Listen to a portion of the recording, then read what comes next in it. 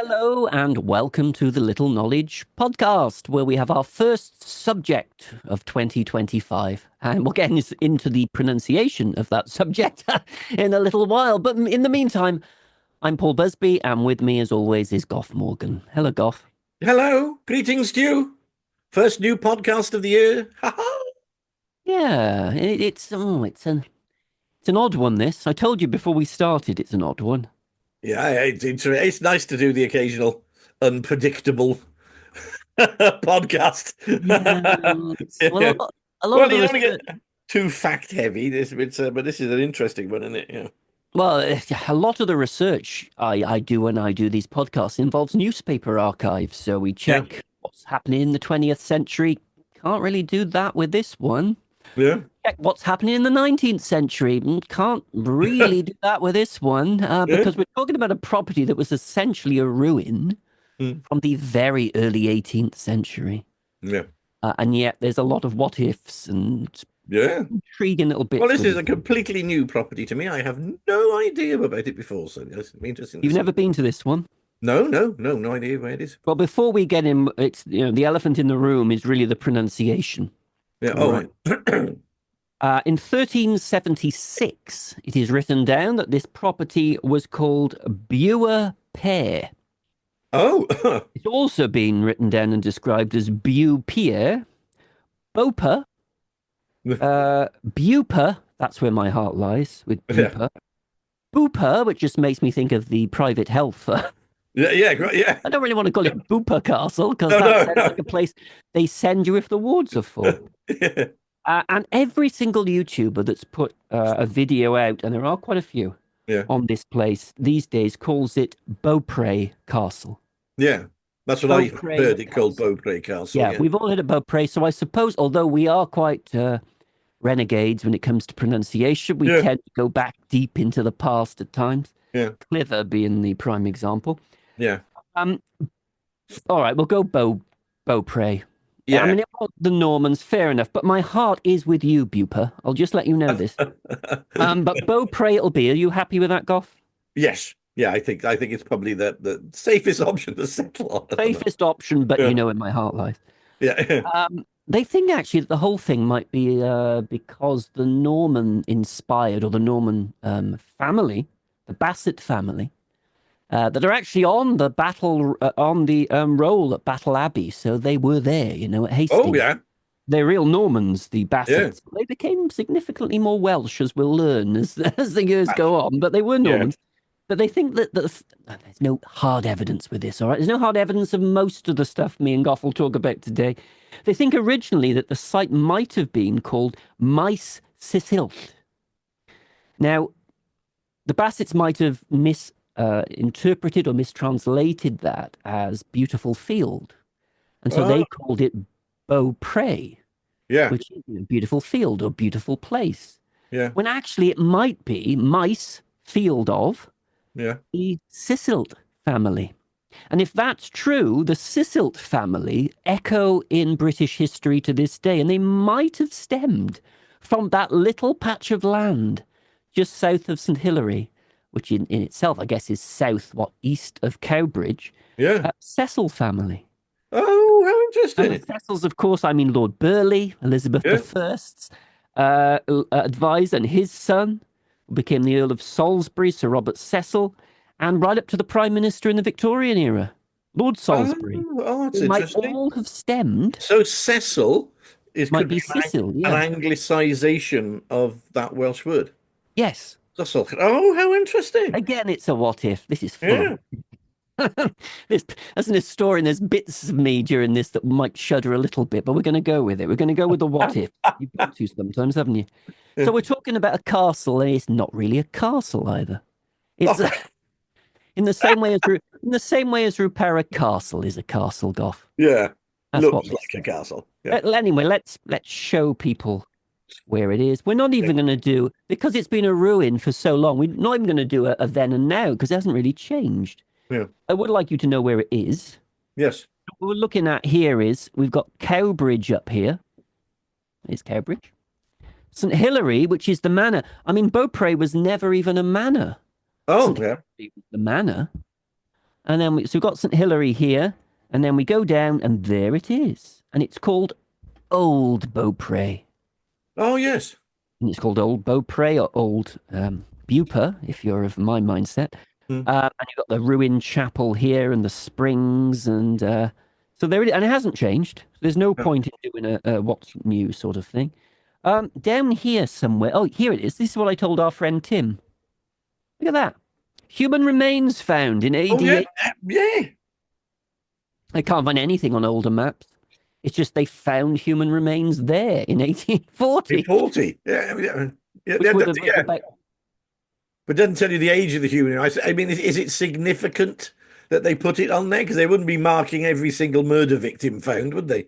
Well, no, because this is 60 years later. This is about 1900 that this map is created. So, Tim, who is a landscape historian that we both know, who's extremely good at what he does, suggests that old maps might contain the answer for this. Was there a battle there? Well, I haven't found that Oh, yet. interesting. So I don't know what the famous human remains that were found here in 1840. Was it Bronze Age? Was it? Who knows? But they decided to put it on the map. Well, it seems to be more significant than just, we found that's where they buried Auntie Mary. Yeah, Auntie Mary's not involved in this. No. So it was a ruin then. It was a ruin for a very long time. But Gosh. before that, it was a very interesting place. I mean, we've talked about ruined castles such as Raglan. This is the first time, Goff, we're actually going to really, if you take Beaupre Castle out of the equation, talk about a properly ruined house with significant ruins remaining. Does that Oh, make right. sense? Because we talked about Aberpergum, which is just basically nothing left No, because of yeah. the fire. But Yeah. this is actually what survived. Is it? So anyway, Interesting. well, I hope it's interesting. Well, I hope it's yeah. interesting. Now, finding this place, you've seen where it is on the map, just south Yeah. of St Hilary, which is just south of Cowbridge. And then near the river, near the bend of the river, you Oh, see gosh. right. Beaupre, some say Beaupre. Beaupre Yes. Castle. All right. Yes, you've established that. Yes, I you've know, I'll move established on. that now. Move I'll, on, move I'll, on. I'll get past it. Here it is, Beaupre Castle. And there it is. Clearly, very few windows pointing on the outside. Right, So it's yeah. a fortified manor house, really, Yeah. rather than a castle. But what a significant chunk of remains as well. I mean, there's a hell of a lot still standing there, isn't there? To see that height of wall without it being whittled down virtually to the foundations is pretty. Oh, you ain't seen nothing yet. There No? is a fantastic survival. I Yeah. went nuts over the two-story porch at Beaupre Castle. Wait till you see the one Yeah. we've got here. But first of all, you have to get there. And it is actually run by Cadu now. Right. It is free to get in. You can view this Yeah. at any time, really. I mean, within, daylight hours. But to get there, the car park's about 250 meters away. And then you have to have an adventure where you walk past 3 fields, Oh, yeah. or walk through 3 fields, Right. get over, a kissing gate and a sty, Yeah. and they're guarded, Goff. Oh, they're Really? guarded.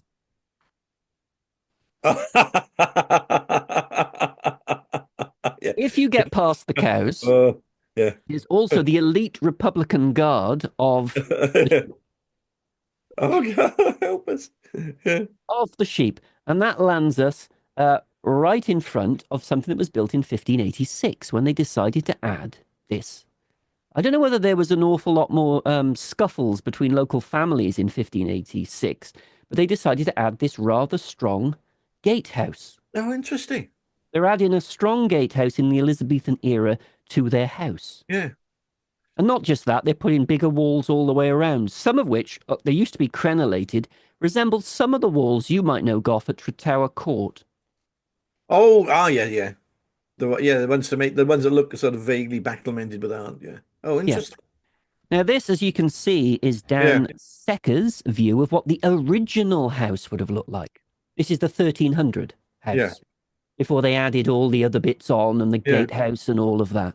So we think this might be the first house, as Dan has put very well there, of the Basset family. Of we've established were Normans. Thurston Basset was at Hastings. So this is the original 1300s house, kind of like in an L shape, and parts of it actually remain. Oh, right. Oh, that's interesting. Now, this is a view of it from up above as it is today. We've got the chapel ruined, Yeah, the entranceway to the house. This is 1586. yeah, That's the gatehouse. And then you enter an inner court. In the 1570s, when the Basset family were high sheriffs and things like that, they improved the accommodation. So in the 1570s, they built this bit. yeah. There was a nursery, there were toilets, there were latrines. It was terribly grand, Gosh, terribly grand. These walkways were put in when they built the gatehouse. This yeah, is a little bit older, 1530s, and this is the old Great Hall yeah, yeah. from the You can see that 1300s. that L shape still there, can't you? Now roofless, but there we are. And this at the back is where people still live. Oh, right, yeah. So that was probably the home farm area of that house, and now it's become the actual product. That now it's the farm that owns the property. Well, That's quite a lot. part of it was, yes, but this little Yeah. bit here was actually the kitchen. Oh, right. Oh, really? The kitchen This, was outside of the fortified area? yeah, yeah. Peculiar. Which again suggests there's an awful lot of this was for ornament rather than Yeah, defense. quite. Yeah. I mean, it's not a castle. No. Even its location in the countryside, even though it is at a strategic bend in the River Thor, um, you would have to say that a castle is usually situated overlooking a town, something where it can, its power base. It protects the town. This is in the countryside, so it's not really a castle. It's more of You, a you you manor do house. you do get smaller fortress type castles guarding junction points. You do, So and I at was the thinking very about Tower Castle, for example, which is definitely a castle. That's in a similar location to this, and it's controlling a waterway and three roadways. So it's it's all not there's about no town around it, but it's controlling a junction point. So it's all about levels, isn't it? You're yeah, talking about a low level defense for against bandits and things like yeah, this. it's I probably mean, more a garrison a garrison than a spot. castle. Yeah, it's not. I mean, a castle. You saw the image of what the house would have looked like with absolutely no defenses. Yeah, yeah, You know, yeah. was there an initial Beaupre Castle on the site, and that's where it got its name? There does not appear to have been. Oh, well, that's interesting. There is evidence of a few Norman Norman earthworks nearby. So again, it was a strategic May have been point. a wooden structure rather than a stone structure. Yeah, but the first time it's ever really called anything like a Beaupre Castle isn't until the sort of 14th century, and it doesn't seem to have caught on. Beaupre Castle itself does not appear in that term, Beaupre Castle, until 1665. Oh gosh, that's interesting. You've got the kitchen here, and as you quite rightly say, Goff, the remnants of the home farm. Now, one of these buildings would Yeah. have been a brew house, so this has still been lived in. I suggest that when things went bad for the Bassets, they retreated from this and ended up living for the final time in this bit. Oh right. Oh, that's interesting. Strange, Nobody isn't it? You still spend have it. so much money on this, Yeah. and then you retreat to this. Yeah. I guess it's all to do with price, cost, isn't it? Yeah. Yeah. Well, when you build it, you got to keep it going, and that's when it becomes costly. Yeah. I was struck by that gatehouse we're looking at now, funnily enough. That's rather interesting because that gateway looks very similar to front of what was St. Julian's house. That Ah, same squareness with the square family emblem above the doorway. It's really very similar. there's a bit of chunkiness involved, isn't there? It's a very but it's that particular square block of family escutcheon directly above the point of the doorway, which made me think it looked very similar to St. Julian's, of which we have a podcast. Go and have a look. We certainly do. Yeah, Yeah, you're quite right. Well, so this was added in 1586. We know that exactly because it's kind of dated, and also it has somewhere here now it's faded. The Basset family motto. You got the Basset crest. yeah.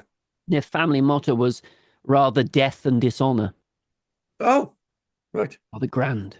Yeah, But if you go through here, you get a lovely view of what we'll talk about a little bit later on, which is the highlight. The porch is the highlight of right. this property. And you come through there, and so you find yourself in what is now the inner court, and this extraordinary porch, which was added in 1600, which is That's just so different from the astonishing, isn't rest. it? Rest Yeah, of the it's so classical, yeah, whereas the rest is sort of typical Tudor. You see the Tudor windows, yeah. and this bit 1300s. But even in the 1300s, they've added Tudor windows. Yeah. Yeah, this is the porch is extraordinary, and we will talk about this. But a better Yeah. view of the inner court can be found here. Oh, that is astonishing, isn't it? It's a great place. I recommend if if you're not scared of cows and sheep, Yeah. go there. Yeah. It's free, and you get to see what, in my opinion, Yeah. for what is the best porch in Wales. It is amazing.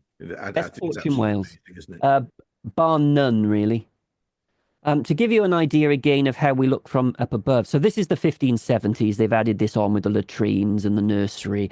This is the old hall, what's left of it. Bits of it are from the 1300s. This is 1530s, I think, here. Yeah. So I hope you're getting where we are now. And this incredible 1600 porch. This is, again, a view. Just so you know how things look. You go through the outer gate. Yeah. You got the porch. You got the farm and the kitchens above. Yep. Okay. Now we're in the Great Hall. So we have to go forward a couple of hundred years. The Bassets have been there since the 1300s, it would seem. Yeah. Eleanor Bassett in 1511 marries a name that might be familiar to some people who watched previous podcasts, especially our Margam one, Cerise Mansell. Of Britton Ferry. He got involved in St Donat's Castle and all this sort of thing. But Cerise Mansell was a big name at the time, and he almost certainly improved this house when he lived there. It was his primary residence for a while after marrying a Bassett. And when he died, Cerise Mansell decided, yeah, this is really, it's the Bassett's home. It needs to go back to a Bassett. So he arranged for his daughter Catherine to marry William Bassett. The castle, in inverted commas, would go back to the Bassett family. So William and Catherine were basically the couple who created. William and Catherine created the gatehouse and also the walk, and crenellated it and made it a little bit more sophisticated. But William Bassett Goff is someone I need to talk to you about. Okay. Let's zoom down. We need to talk about William, a favorite. In the words of Joan Rivers, yeah. What was what was Joan Rivers' catchphrase? Let's talk, or we Can need we to talk, I think. Can we talk? Yeah. We we need to talk about him. Yeah. First of all, this is the main fireplace in the Great Hall. Clearly, can you see the joins here? Can I see the what? The joins. Oh, yeah. Let me zoom in. See? It appears it's been put on top of something else. Yeah. I think that's because this is 1300s. Yeah. And this has been a fireplace that's been moved. Oh, right. It have been on the wall over this side, and they've moved it here. Yeah. It looks a bit chunky and audible, but remember, all of this would have been plastered. You can see the remains of the plastering on the wall. So you wouldn't be seeing that. All of that slightly clunky joinery would have been covered in plasterwork. It's interesting that you say that. You're absolutely right. Even the buildings that you see in the inner court, those all around, there is evidence of plaster hanging off. There was at least a course of plaster going around even the inner court, or at least Sutton Stone. Yeah. Have you heard of Sutton Stone? I think so. It's basically stone that only comes from South Wales. Oh no, I didn't know that. No, I don't know that. It's a geological thing only in South Wales, and there was a Sutton sort of quarry nearby. So Sutton Stone is used for the dressing of this place. It's really only a South Wales thing. Oh, Sutton well, interesting. Yeah. So very interesting. And so here we've got the fireplace with your 1300 top, which is original, but almost certainly moved. And we need to go to William and Catherine, not the present royal families, William and Catherine. This is the Welsh version back in the Elizabethan era. And they patronised the bards. Of course they did. So this is another instance of the very Norman Bassets becoming more and more Cymrified. Yeah. They're becoming more and more Welsh as time goes on. And they've been here for centuries. They're as Welsh as anyone, really. And they have their bard one of their bards was Merig Dafydd. And Merig Dafydd turns up to William and presents him a praise poem. We've talked about praise poetry at Raglan Castle, haven't we, Gar? Oh, yeah. Now, I wonder if you've ever had such a rough review of your poetry. Merrick passes this poetry, which is actually written down. Yeah. It's on a manuscript, and he gives it to William Basset in this hall. Yeah. He reads the poem. He then asks, "Is it the only copy?" He Yeah. then pays the bard, then throws it on this fire, saying, "By my honesty, I swear, if there be no copy of this extant, Yeah. none shall there ever be." Oh. We don't know, of course, because it was burned, what Yeah. Merrick actually put in that manuscript that William decided had to be burnt on this fireplace. Yeah. Beaupre Castle. Yeah. Harsh, isn't it? Yeah, it makes you. It's. Now, William was High Sheriff, which explains some of the improvements he made in the 1570s, in particular that one wing that we talked about with the Yeah. nursery and the latrines and everything like that for Yeah. guests. He dies at a ripe old age, and he actually gets buried at a place called Monkton Combe, which is in Somerset. He owns lands in Glastonbury as well. Oh, So interesting. he gets buried there. And it's only when you read, this is the weird thing I told you about before we started, Yeah. Goff. It's only when you actually take the time to read what they've written about him in the Elizabethan era that you think, well, that's a story that's lost. Because if we have a little look, very hard to see, but it's in Latin anyway, so don't worry. I shall tell you.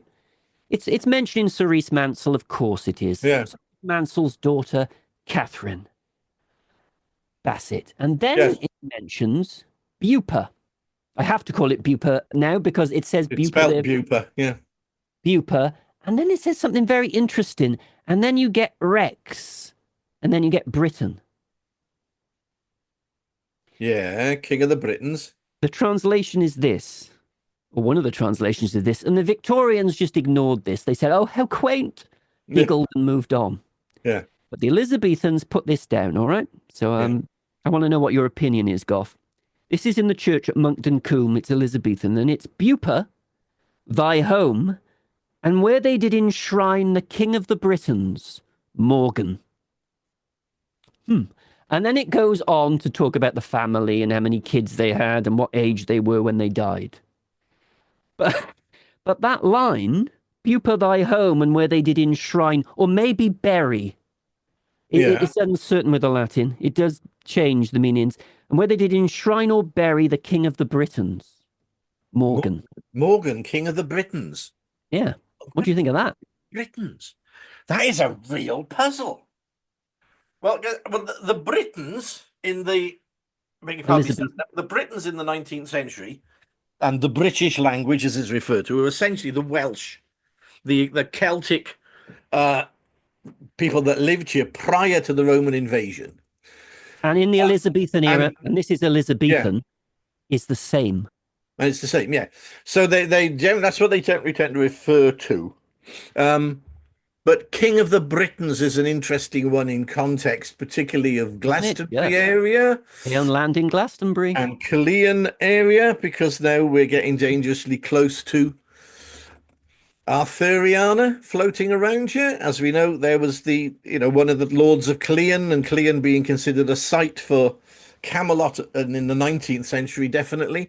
Well, it's believed to be Camelot in the 19th century. Then we get back into our old pal Morgan ab Arthurus, Morgan, son of Arthur, King of the Britons. Well, well, well. Isn't that interesting? Well, the reason I'm looking at this is it suggests that there's a local legend or tradition that we've forgotten. Yeah, definitely. The Elizabethans knew about it. They put it in a quiet little church in Somerset. And only the Victorians found it, and then they kind of sneered a little bit, thought it was a romantic.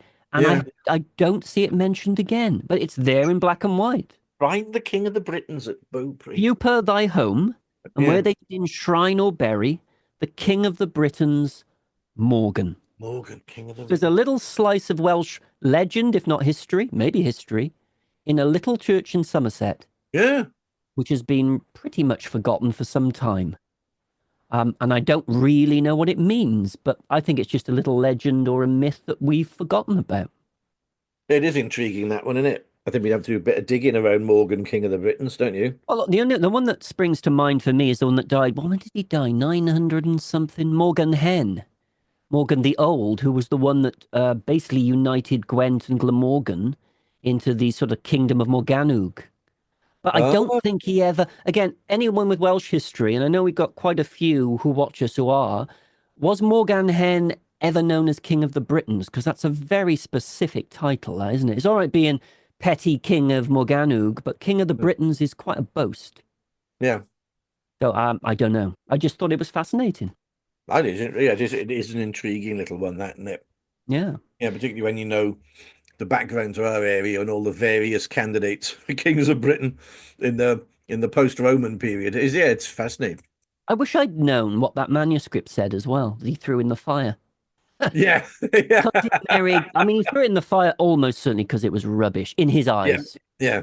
But did Merrig talk about the Arthurian link or the Morgan Hen link? Did he? No, Was that in the praise poetry which has been never lost? know. It may have just been really crap poem. I Oh, mean, you almost really, certainly. yeah, Almost you certainly. really can't. It may also be the point that the possibly that the fact that again it was a piece of praise poetry, and praise poetry was starting to die out by this Certainly point. was. I mean, the most English families had started to not keep bards by this point. The Welsh carried on the tradition of maintaining a bard very, very much later on, but they were ornament rather than anything really. Agreed. But when William dies in 1586, that's when his son Richard takes over and adds the gatehouse. So then, Yeah, the dad's died. His son Richard's taken over. He's improving Beaupre Castle. He's adding the walls. He's adding the gatehouse. He's adding the crenellations now lost. He was even the one who added the inner porch as well. So yeah, Richard Basset is certainly adding quite a lot of bits. And this is how it mm, would have looked. This is it as it should be yeah, after Richard Bassett's alterations in 1600. So you've got the gatehouse, you come up to it here. yeah. Through the gatehouse, you've got the extraordinary classical porch, and gardens at the back. Oh yes, yeah, they're your formal gardens. Almost certainly there were ponds here as well. There is talk about water features.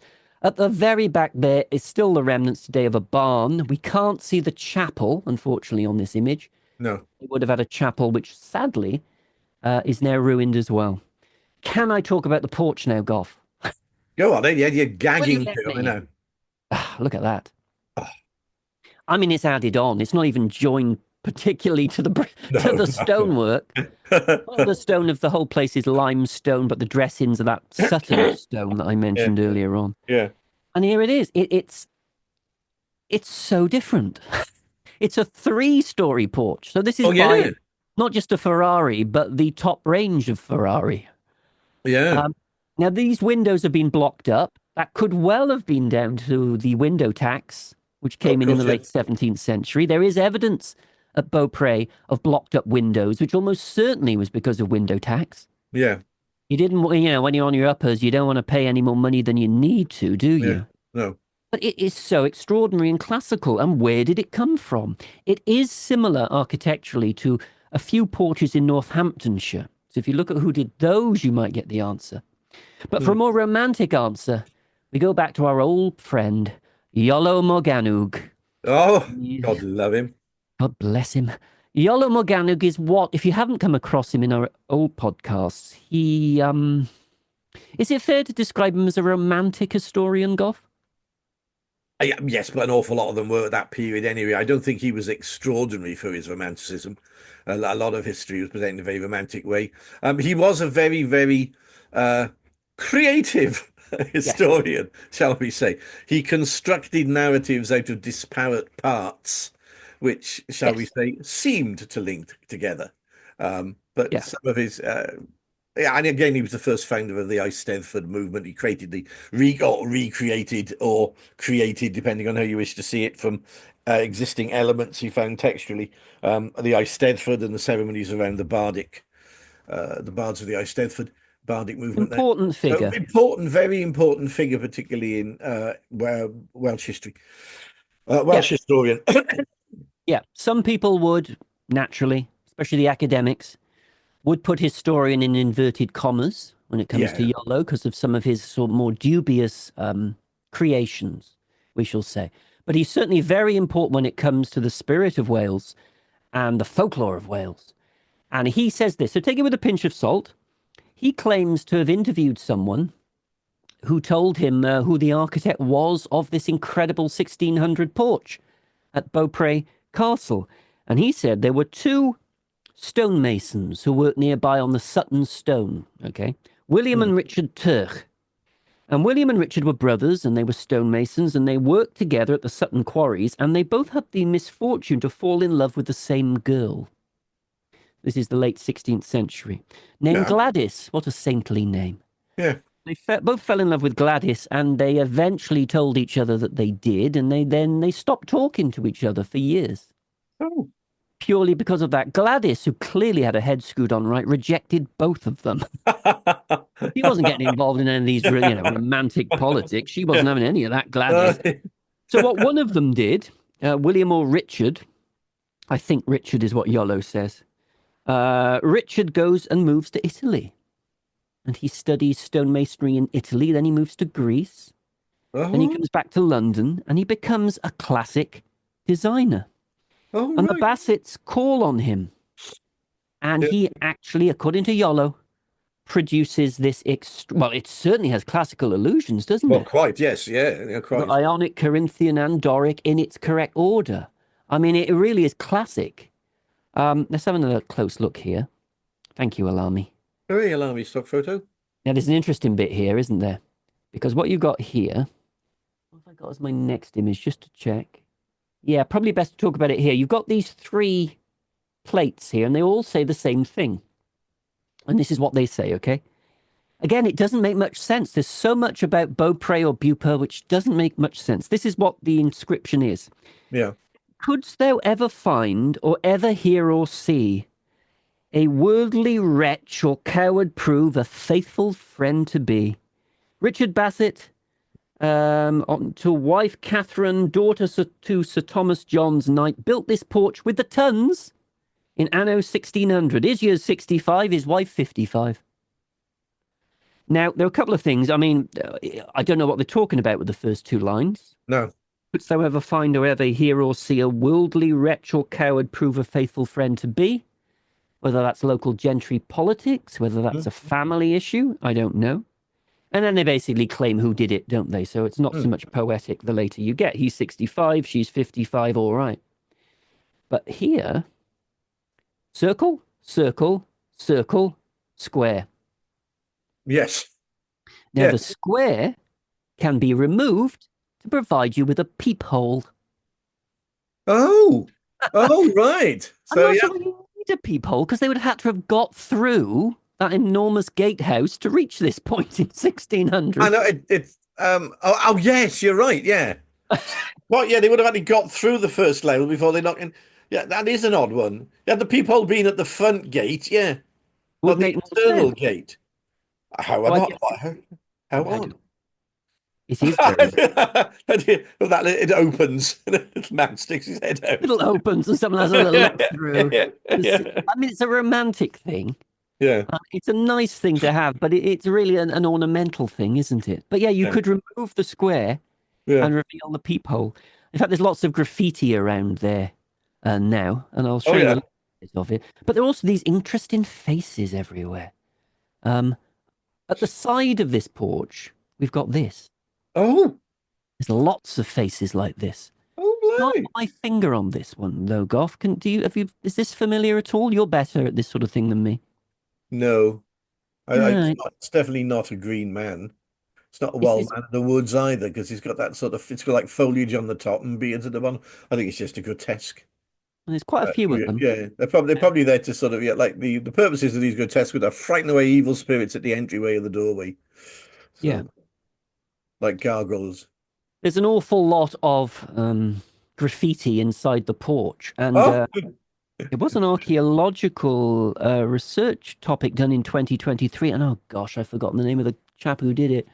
I do apologize sincerely. But he discovered that the graffiti was a lot older, some of it, than you'd expect. So this is 1719.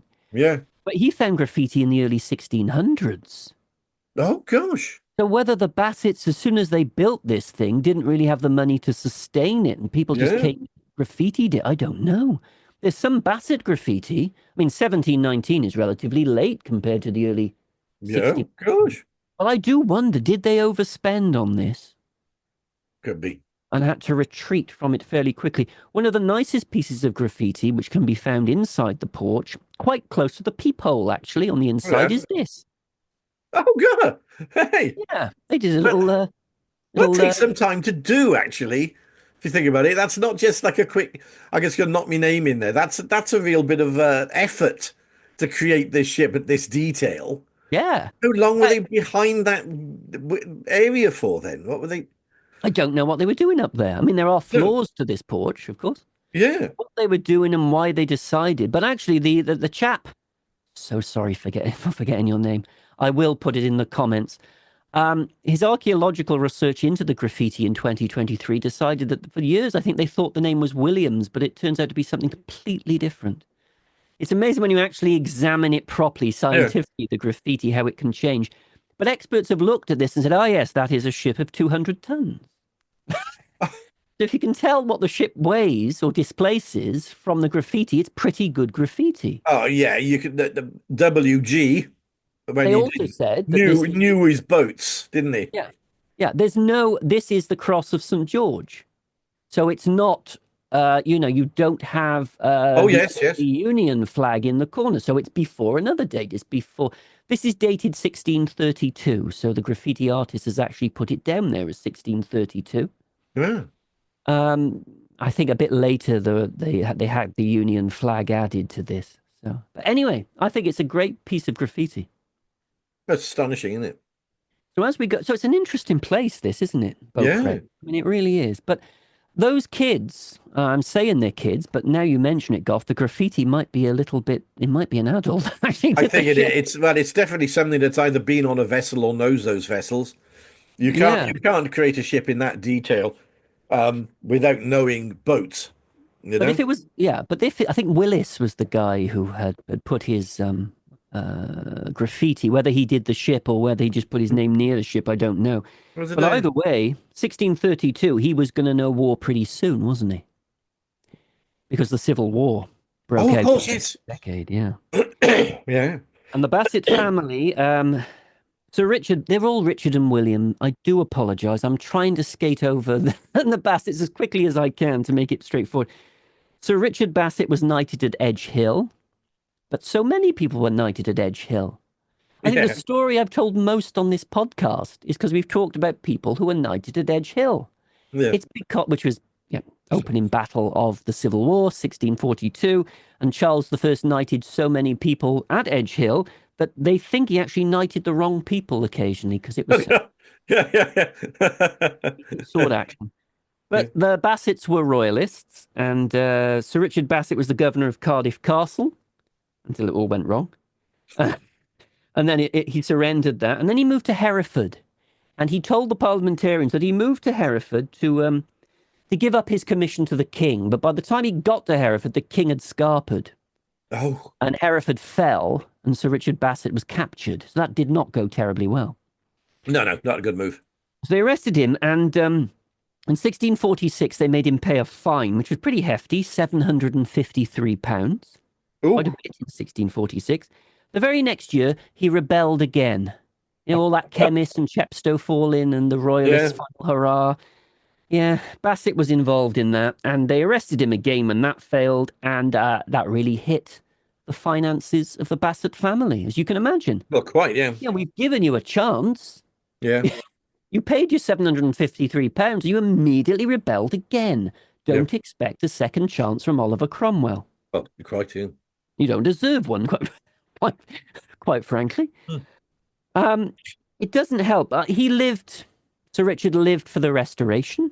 So he lived to 1660, and then he was made almost a sentimental appointment. They made him governor of Cardiff Castle again Oh, well, that's interesting. for a Yeah. tiny period of time before he died.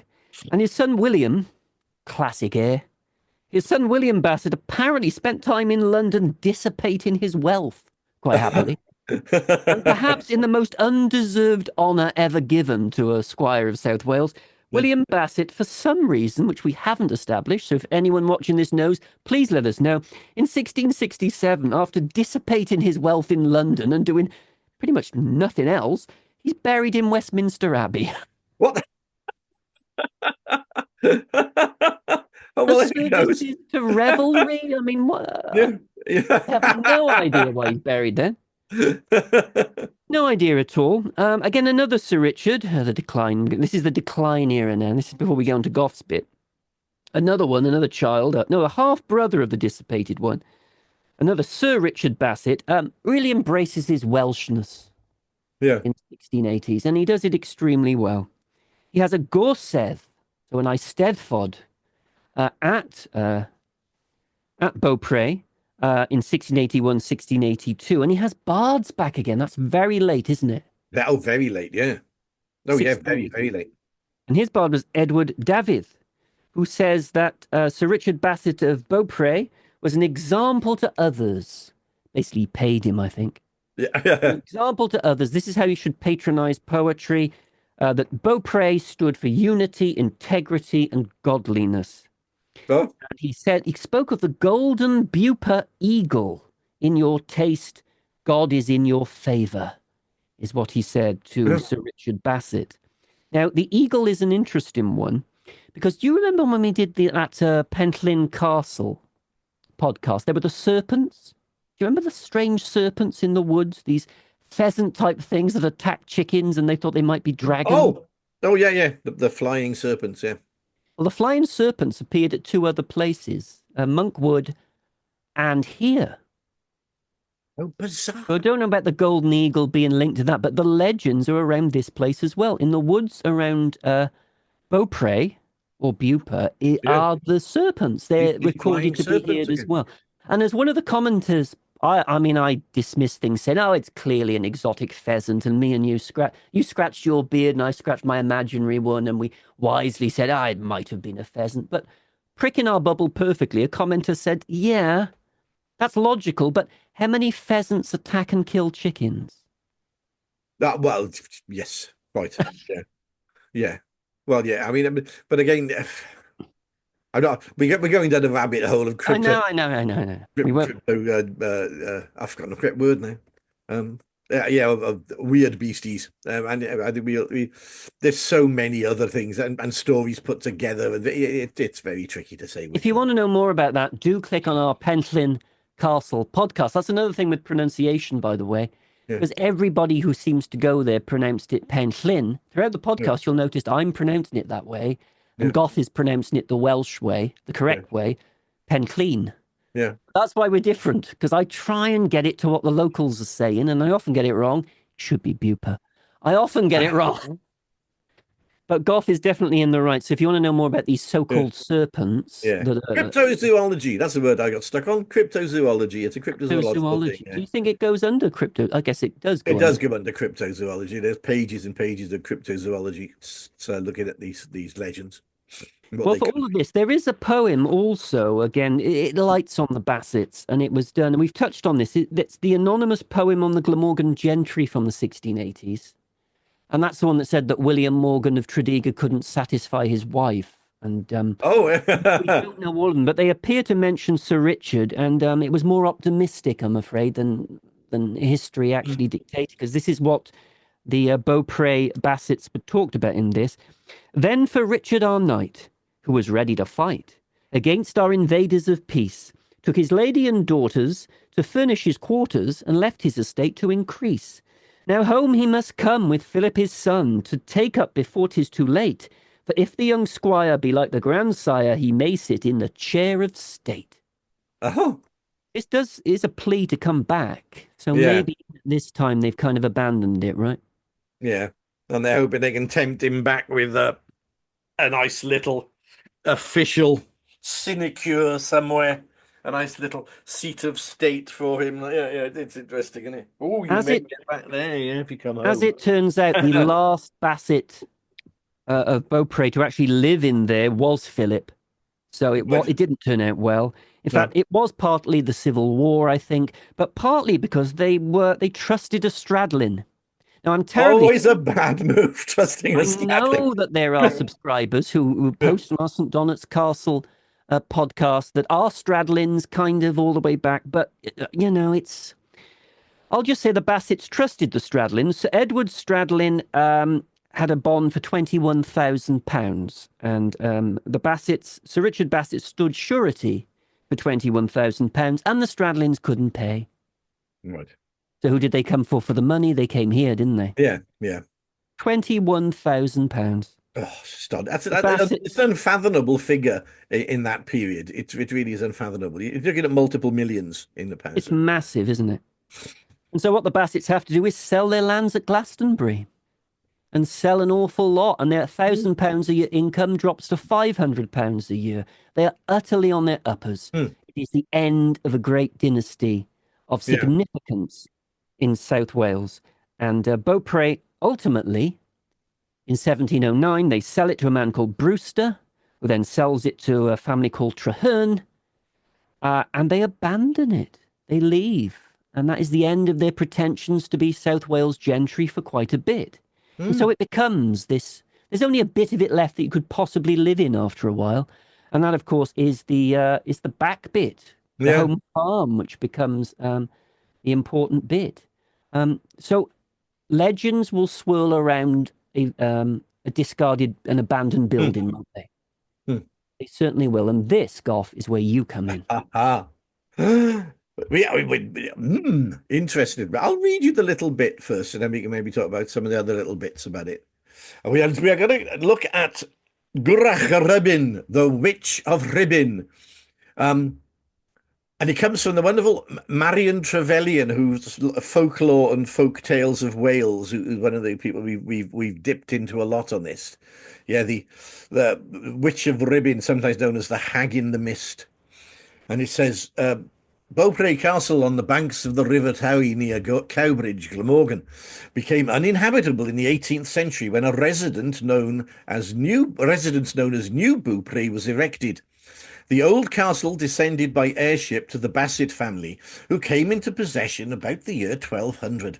Later on, it was sold to the Edmonds family and subsequently to the Trahernes of St Hilary, from whom it was bought by a solicitor. During the Edmonds' ownership, and while the Trahernes possessed the castle, the Grach y Rhibyn frequented the place.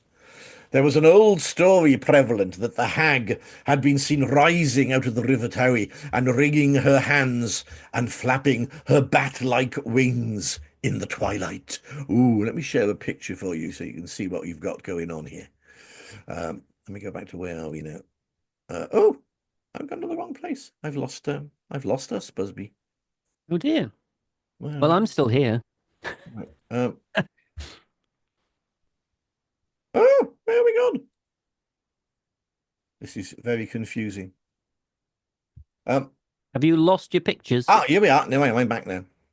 Okay, share. Aha! There she is with her bat-like wings. Oh dear. This is a very interesting creature because it's not. We think, oh, the witch of so and so. We aren't talking about witches in the way we think of, ones with pointy noses and hats. Right, so the Grach among the ruins of the old castle. Early in the 19th century, workmen staying in the neighbourhood declared that they had seen the Grach y Rhibyn among the ruins of the old castle, and the wailing and sobbing were painful to hear. Soon all the neighbourhood rang with the story, and as time passed, the hag became more persistent. When the solicitor bought the estate, he heard the story of the Grach y Rhibyn and was much interested in it. A year or two before the owner's death, the following story was told by an old man in the Vale of Glamorgan. Above the entrance doorway of the castle, a panel bears the Basset arms and motto, Chwel angau a chalaeth, rather death than shame. The old man was doing some work near the door, and it was twilight.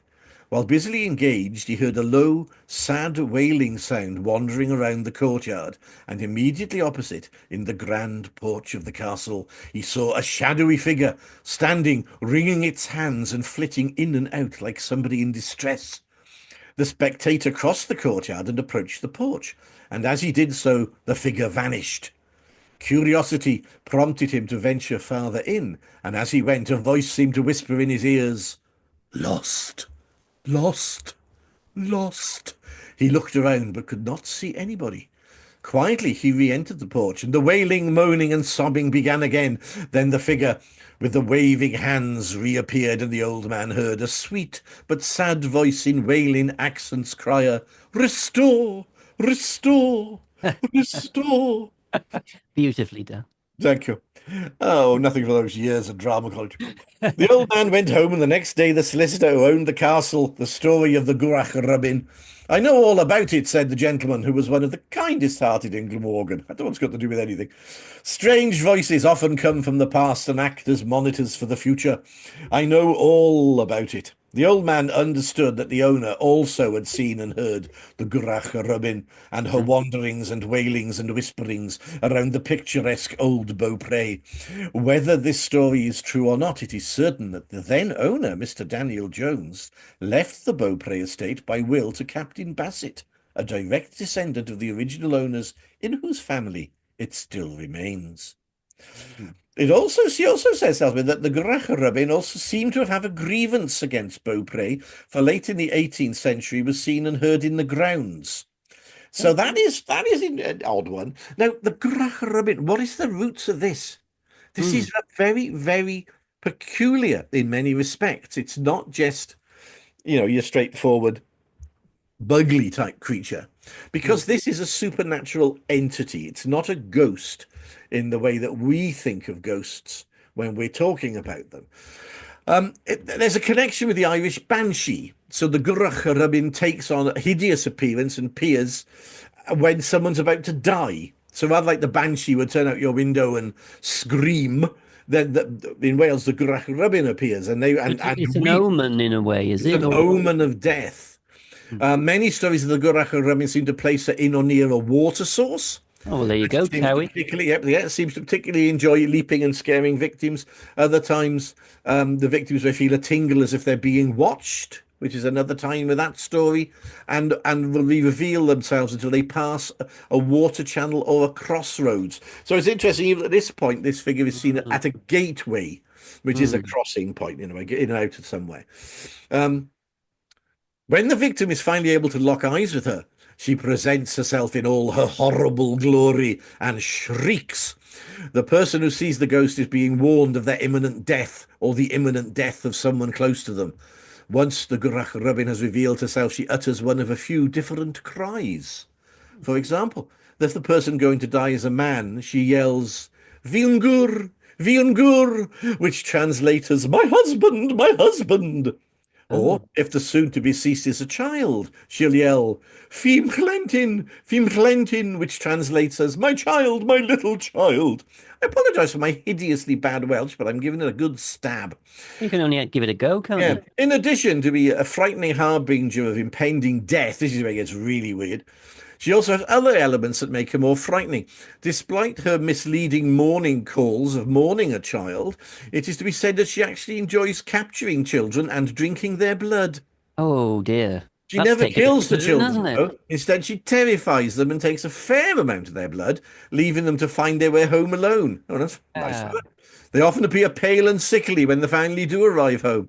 It seems that she may even feed on the blood of babies by directly visiting their cribs. That is a vampirical figure, a vampirical supernatural entity. It's not a witch. Why do you think of it as a witch? No. And the blood stains her teeth black and adds to her horrendous appearance. Some descriptions of her also note that her mouth is caked in blood, or she has one particularly long, hollow tooth that she uses to drink the blood of children. Rather like a sort of a straw. Yeah. Hot suck. Yeah, it's very, very odd. There's also, but how old this thing is, you really don't know. The connection with water is very interesting. As we know, there are lots of connections with white ladies at water sources, genii loci, spirits of the place. But this is association with it as well. But it said in a later another piece I read, it said that speculation suggests that this chilling apparition may once have been considered a water deity or an aspect of the Welsh goddess Dun. In certain narratives in the Taliesin myth, she's portrayed as the wife of Avgarai, beg your pardon, Avagri, the despised son of Ceridwen and Tegig Ddoel. Now, I'm sorry, I don't know much about the Oh, Mabinogi. Anybody knows a little bit more, please let us know. But it's wow. very interesting that it actually, there's speculation that it translates into, again, you're taking your folkloric roots back into the hangover of that post-Roman period where the god stories of the pagan deities carry forward and then get translated either into folkloric ghosts and witches and various things like this, or they end up, sometimes the good ones slide into saint stories as well. So Mm, interesting. It's a very long thing. This very interesting. vampiric witch creature. Oh, very strange indeed. I Very don't strange. think I'll sleep tonight, Goff. Thanks. Well, thanks very much. I've done my job. Well done. Your job is Good night, done. everybody. No, it's a fascinating little bit because the echoes of folklore are very deep. You know, they go way, way, way back. It's almost like it's struck, like the solicitor said. You know, old voices come forward from the past to remind us, and I like that's Ah, well, well, the old stories come forward as well, and they change and mutate. the Yeah, solicitor was a decent one. yeah. I'll show you who he is. This is the solicitor. Oh, no, this is nice. So this is actual real individual. How interesting. Yeah, sorry, yeah, this is the one Yeah. individual that we have really with an image, and that's this is his sort of tomb. Daniel Jones is the solicitor, and he started off life article to a solicitor in Cardiff, and he said that that's what really set me up in life. Oh, He became involved in the law. He was a very yeah. weak child, a very weak, sickly child. But it must have gone all right because even in his 60s, he drove an oxen from Cowbridge all the way to Bristol and lived to the age of 87. Oh, that's pretty good going for that So he period. did pretty well. Now, he bought Beaupre in 1797. And what he tended to do was just, he didn't expand his land like the other aristocrats we've talked about. The land he bought initially was essentially the land he owned at the end of his life. So he kept this sort of hoard of cash. And towards the end of his life, he decided to dish it out, but very effectively. He was essentially the sole funder of the Cardiff Infirmary. In Well, 1834, well. the first Cardiff Infirmary, Daniel Jones of Beaupre gave the money for it. And he gave a bit more money for it, then another bit more money for it in his will. And it turns out that he'd given Cardiff Infirmary alone £10,319, 6 shillings and twopence. That's not bad for a solicitor, Oh, is it? no, that's pretty good, isn't it? Yeah. He basically hoarded up cash and then gave it to good causes at the end of Yeah. his life. So well done, Daniel Jones. And Mm. he also had a romantic streak about it because he bought Beaupre in 1790s. It couldn't do anything with it. So what he Mm. did was he built his own new mansion in the early 19th century. They Oh, called that New must Beaupre. that must be again. That's referencing by Trevelyan, isn't it? The building of New Beaupre. And there it is. Yeah. Oh, There's New Beaupre. So he builds this, and when he dies in the 1840s, at the age of 87, he makes sure that he leaves Beaupre to a Basset. oh, right. I'm talking old Beaupre and new Beaupre. Yeah. That's also a reference, isn't it? Leaving it to a Basset. And the Basset at the time was Lieutenant Richard Basset of Windsor. And so the Bassets return. I do wonder after the Bassets return whether they actually saw that witch again, Yeah. or whether that pleased her and she stopped, sucking the blood. Please to restore. It's not necessarily restoring the house, Oh, they but didn't restore it, did restoring they? the family, innit? Yeah. They didn't restore it. But Daniel Jones was an extraordinary person. It was throughout the 19th century, however, Bassets or not, the Bassets moved into New Beaupre, again leaving Old Beaupre as it was now known. Mm. But it became this romantic ruin that we know. We've talked so much about romantic ruins. There's this Yeah. wonderful story in the 19th century. I like this because this is a 19th century etching, but it shows it has a roof. Oh, yes. Yeah. It's roofed, and the wonderful porch Mm. is looking pretty good. And the Cambrian Archaeological Society turn up. Okay, Oh, hang on. Wait a minute. what's wrong? The glass is still in the windows And the there. glass is in the window. Yeah, I know. Unless it's romantic, it can't have been to do with window tax for that, then, can it? Like I was say, yeah. I think yeah, it is a little bit romanticised because they dropped the square bit in the corner as well. The little Oh, square thing is they've all that's a round. But that's a that's it. Yeah. very good So, that's a very good catch, Goff. yeah. So maybe. Well Yeah, done. maybe. Yeah, so they've already got a couple of questions there. Either it's romanticised and they put the glass back in, Yeah, or the glass was still in and it got nothing to do with the window tax. I think it might be romanticized. I have that feeling. How would that glass have survived in that ruin? You have a very, very good eye. But anyway, the Cambrian Archaeological Society, they're looking over and sort of drooling at the porch, Mm. that sort of thing. And they write this. This is wonderful. Just as the party were leaving the ruins, a gentleman was observed carrying away one of the 17th century door hinges. He said quite naively and cheerfully, this will be more appreciated in Cardiff Museum than lying about at old Beaupre. He was, however, persuaded to relinquish his booty, on it being explained to him that, although his method of adding to the collection had the advantage of simplicity and the sanction of precedent, it was not a proceeding which the Cambrian Archaeological Association could approve of as a body. I love the fact that then there's this bloke just carrying stuff away in the background. Yeah. Don't mind me. Yeah. It's No, I going mean, to the Cardiff Museum, honest. yeah. So yeah, so it's a romantic ruin, and they're living at New Beaupre.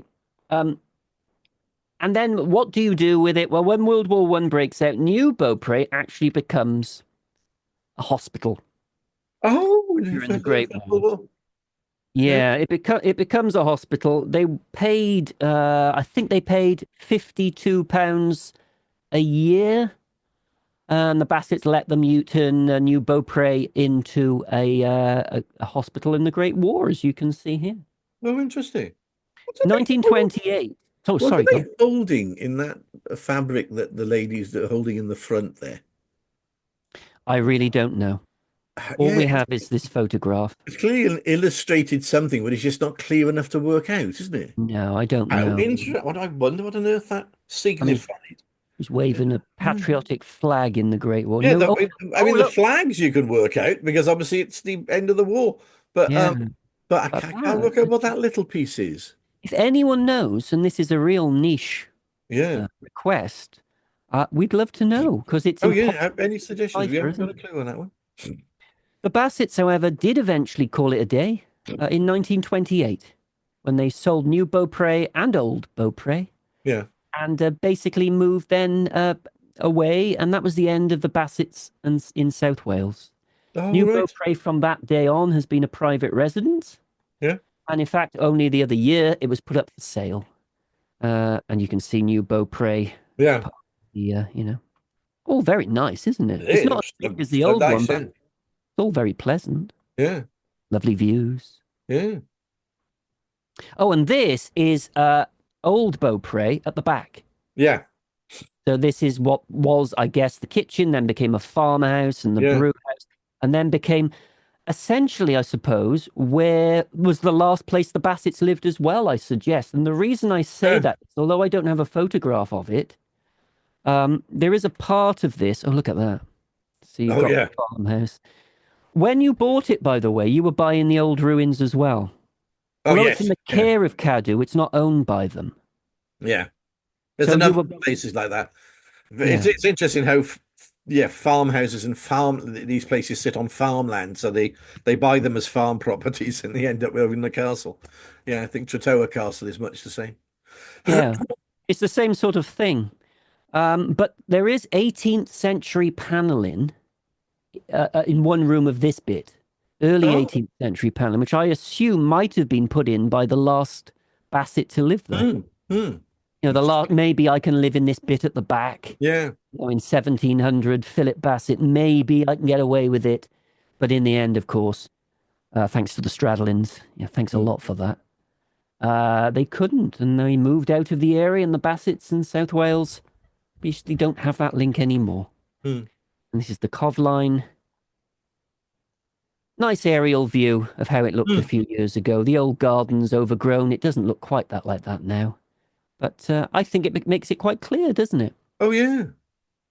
Oh So yeah, it's that is interesting. That's Beaupre. fascinating. What an interesting little bit. And it's Oh, free for wow. you to visit, unlike a lot Yeah. of the places. And it's the only real house, you could call it, which has extensive Mm, visitable ruins mm. and the best porch in Wales. I I mean, will that die is on that incredible. hill. It's absolutely incredible. Yeah, it's a really amazing piece of work. So that was our first podcast of 2025. Huzzah! Huzzah! I think it was quite interesting, and I hope you all Yeah. enjoyed it. Oh, yeah, intriguing, that one. I'm not entirely sure where we're going to go next, so we'll see about that. Oh, by the way, thank you to Hugh. Hugh is a big fan of Beaupre Castle and has connections, I believe, in his family to the Bassets and sent lots of stuff Oh, about this. So Hugh is one of our star subscribers, in my opinion.